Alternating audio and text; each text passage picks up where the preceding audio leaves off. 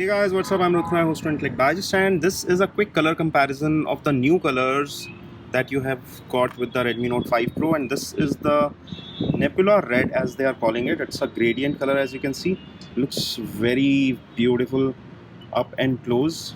On the front, if you look at the bezels, they are black, but you can see the reddish sides of it. This is the classic black. Nothing flashy about it. It's very elegant and plain, good looking color.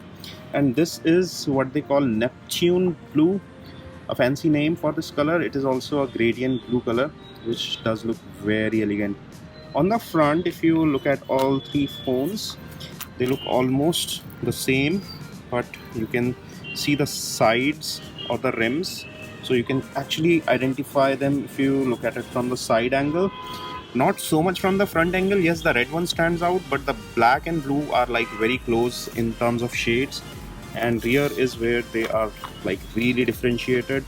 So you can actually pick the one that suits better with your personality. If I have to pick one, I really like this color. It's really standing out and looks very stunning to me.